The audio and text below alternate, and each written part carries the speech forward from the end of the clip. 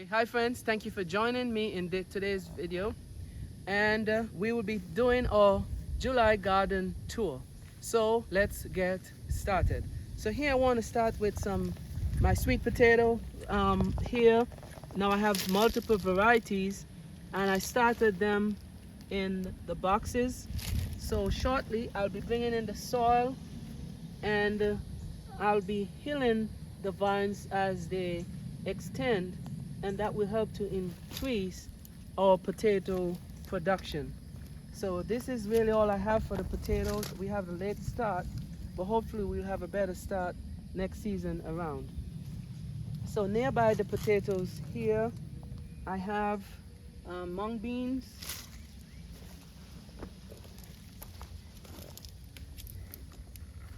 Okay, and I've been harvesting mung beans, and a lot of people mention when they're harvesting they uproot the plants, but I harvested them to see what would happen, and it looked like they will continue to yield more mung beans. For instance, we see the plant is flowering here and so forth, so I would just prefer to pick. It's a more tedious task to harvest because they're so small, but I'll leave them intact so that they can produce more yield.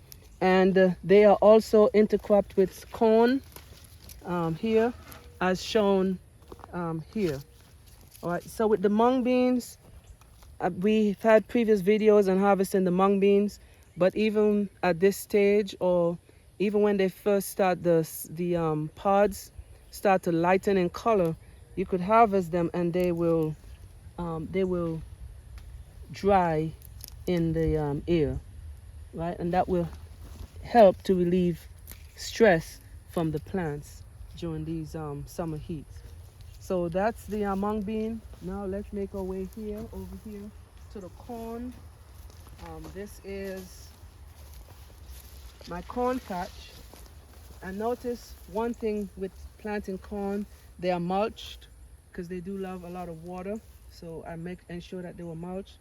And the corn roots, they're very peculiar. Instead of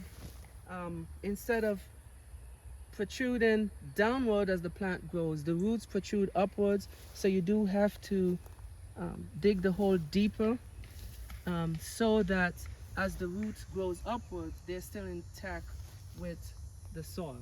Right now, this is my only lone sunflower plants. They're ready to flower soon, but they take their time during the process. But once they flower, it's a very short process, right?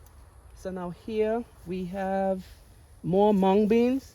These mung beans serve as companion plants to the okra plants shown here, and okra is absolutely is one of my favorite to grow. They're quite nutritious. They're packed with nutrients, and one of the things to note with okra is you have to harvest the okra on a regular basis, and the more you harvest, the more they will produce.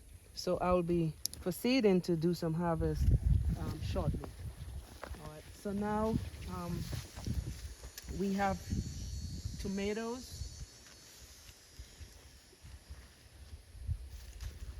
We have tomatoes, and between the tomatoes and the okra we have watermelons. These are volunteer watermelons, and here we can actually see watermelon on the vines.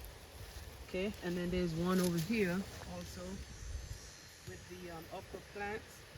So they were from last year, and the unharvested ones, they burst into the field, and now this is our end result.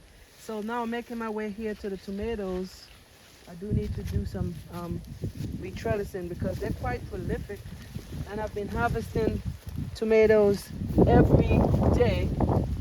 Now these I did not start from scratch. I found them at a feed store, which is quite reasonable with the pricing. So this is the Better Boy tomato. They mature in 70 to 75 days. and they are indeterminate. So they are due for some fertilizing. I use the liquid fish fertilizer or the AgroThrive, so I'll be fertilizing them. But these are due for harvesting. I normally harvest them at this stage or earlier because I'm battling the leaf-footed bugs, and they love the seeds, and so they make their way into the fruit and to the seeds, and it gives a not very pleasant look for the tomatoes.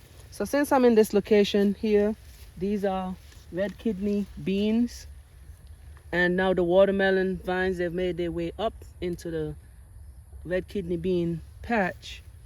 And one thing I've learned about the red kidney beans, they struggled a bit, but I figured out, they're not on the drip irrigation system, but I figured that they require a lot of water.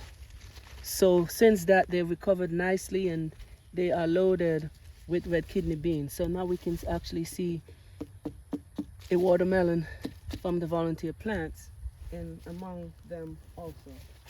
Alright. So making our way over here, this is a volunteer colored plant, and notice this massive root system. So it serves a lot of purpose. It provides volunteer baby plants, and the seeds, they attracted birds into the garden, so that helps with the pest control. And once I'm ready to remove it, I will keep the roots intact because the roots are loaded with life, bacteria, and mycorrhizae fungi. So I leave the roots intact, and then I could plant around this massive root, and those plants will benefit from the biology in the soil, right? So nearby we have some bell pepper plants here, and there's a label, so let's see what that label says. Okay, so they are the yummy orange bell pepper plants. Now this plant, we can see, is attacked not by rabbits. Bell pepper is one of their favorites, but this was attacked by a hornworm. Hornworm, they usually attack tomato plants and bell pepper plants and potato. They love white potato plants also. So here is an interesting area. We have volunteer plants among here. This is a volunteer cucumber, but we have cherry tomatoes. They're cherry tomatoes. Here's a bell pepper, one of the yummy orange bell pepper.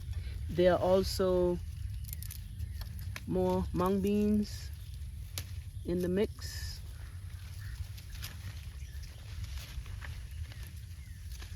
Okay, and it's quite a process to harvest these mung beans. The pods are so small. The more you harvest and then you think you have it all, then all of a sudden more pops up. So that's one of the things about mung beans, but I don't mind that. I prefer to leave them in ground and allow them to produce more mung beans. So all these are volunteer tomatoes, cherry tomatoes that came from the compost pile. So I'm going to continue with the companion plants in this area. Bell peppers. Now these are asparagus. Okay, now they're in their first year. I planted them this year. So usually harvesting is done during the third year. You can actually do maybe a light harvesting in the second year, but we have to allow the root system to fully develop. And there are more mung beans as we continue. I did have some collard greens planted here. They're all devoured by the green worms or the cabbage worms, but they will be fine. I did not take any interventions, but they'll be fine. Once it warms up, they will thrive again. So there are more volunteer plants here. So before we continue around, I just want to be told to this trellis And this is the prolific asparagus bean, or sometimes referred to as the yard-long bean. And it seemingly, it looks like they just throw out these pods overnight. And it's like, I'm struggling to keep up with the harvest. I mean, the more I'm harvesting, the more they produce. One thing I would say though is ensure that they're adequately spaced out, because I think I planted too many in this area.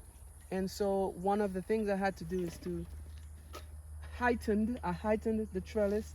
So this was a netting trellis I had, but at the top here is a chicken wire mesh, and it is working. Look at how they are just migrating towards that point. Now, so in previous videos I showed you in terms of the harvest, I haven't had any that's quite a yard, but I've measured one as long as 28 inches. All right, and what I've realized is if you don't pick them soon enough, the beans will form in the pods, and you'll have to, shell them and cook them that way rather than cooking it as a string bean or a green bean. All right. Then I have intercrop with this. There's a squash, and I also have corn planted among this area. All right. So outside of the garden area, I have some greens. I'm just leaving them there so they can reseed, and I can get volunteer plants from those. But here I planted some marigolds and zinnia on the perimeter of the garden. And then there's some volunteer plants, the tomatoes, those peach plants, the watermelon, and the cantaloupe here. These are all volunteer plants. And they were struggling a bit. And so what I did, I added the wood mulch, and it made a difference. It resulted in a total transformation of the plants. They start thriving, the leaves were green, and perhaps I may get tomatoes from those plants there. We'll see. So now let's continue to make our way around the garden. Here we have some watermelons. Okay, and these are some butternut squash. It looks like they're struggling. I don't know what's happening, but they're only throwing out all the male flowers. And my understanding is that it's easier to throw out the male flowers than the female flowers. But hopefully they will start throwing out the female flowers. I don't know if the case that they're stressed, so they're not doing so, but they'll start doing that so we can get some butternut squash. All right, and then among here we got some upcoming zinnia plants. Sometimes I scatter the planting by dates. So we have mature okra plants. Now these are some upcoming okra plants here. So that means I'll always have okra that's producing at their peak. Now this is a volunteer melon, and I believe it's soon. It should be ready or near ready. So we're looking forward to the harvest. Let's make our way around. These were anything cherry tomato here are all volunteer. They came from the compost, but I did put them here under the irrigation to help them, and they are doing quite well. So these are more tomatoes here in this area, and I think this may be a different variety. Not sure. I don't see the label. I don't see the label here, so, but these are more tomatoes planted with marigolds. So here's the marigold intercropped with them. And then here are some more peppers. Now these are, what type? I have the label. They're pimento peppers. And the dimension is 3.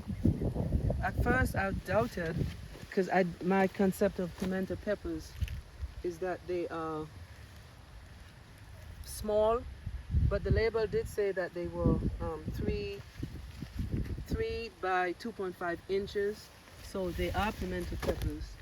And I'm just waiting for them to mature to the red color. And the label should have been here, but I don't see it. So, but yes, they are pimento peppers. Okay. So let's make, okay, I did see a label here. All right, so this is it here. So yeah, it says they mature in 78 days.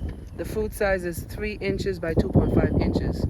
So it is indeed it is pimento. All right, let's make our way around here. These are more flowers. Zinnia.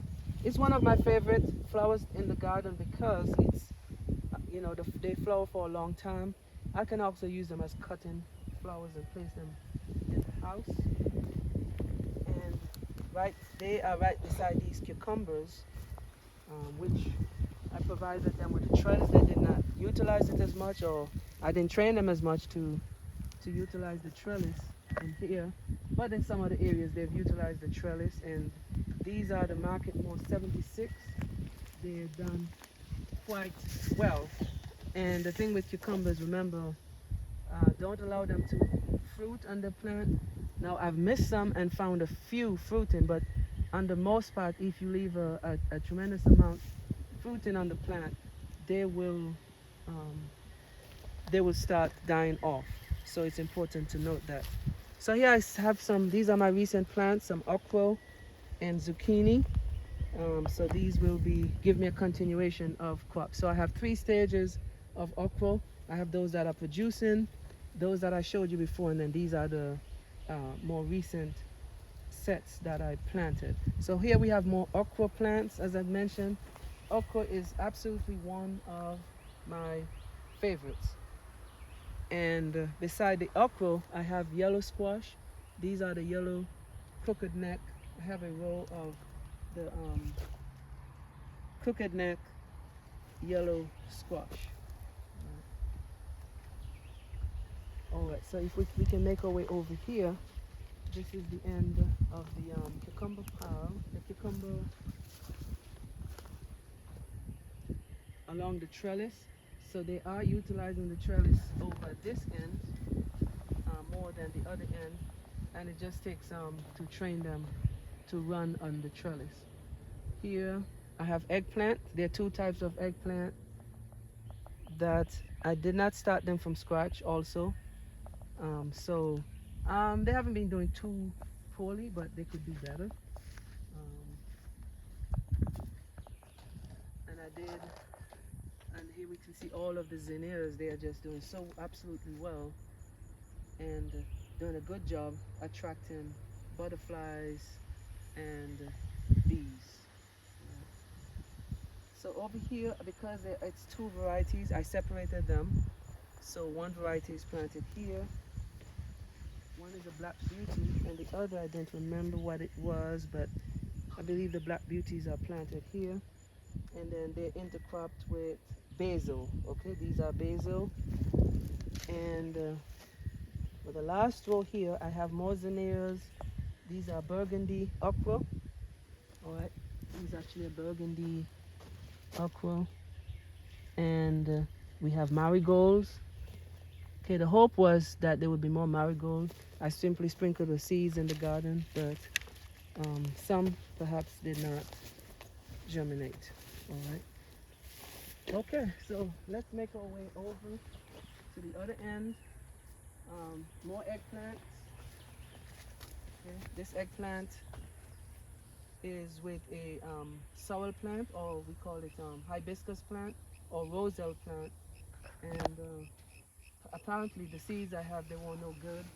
And so surprisingly, I bumped into these the other day. I didn't know that there was actually some sort of germination. All right. These are zucchini. They didn't do too well.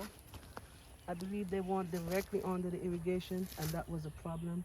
So because they had a poor start, they did not do as well. But I did get some zucchini, but it wasn't like bountiful. All right. So here, as I mentioned, more eggplant, and there are more volunteer watermelon shown here. And we can actually see, baby watermelons formed here. Over there you can actually see a yellow squash on the plant. So they're still producing. And right over to the other end here, there are more watermelons. Now here, this is another legume.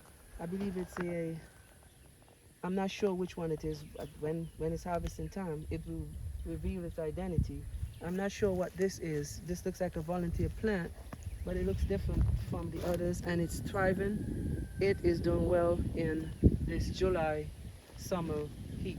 And I'm not sure if I mentioned the rattlesnake beans, but I do have some rattlesnake beans in the top of the plants. They're also legumes. So I figure planting lots of legumes throughout the garden. Once the legumes modulate, they have the bacteria. It fixes nitrogen from the air, and I can keep the plant's roots intact in the ground and plant around them in their vicinity, and that will help to further add nitrogen to the soil. All right. So this is pretty much it for the garden tour. Now this particular area, is in its second year, and I was able to learn from last year because of the late start. We're using a sprinkler system, so there were weeds everywhere. This time around, we have drip irrigation in most areas of the garden, and so that helped tremendously in terms of weed control. And so I would say anytime the drip irrigation, it does make make a difference in terms of the weed control. All right, so thank you for joining us in today's episode. We are looking forward to see you in the other upcoming videos. And until then, happy gardening.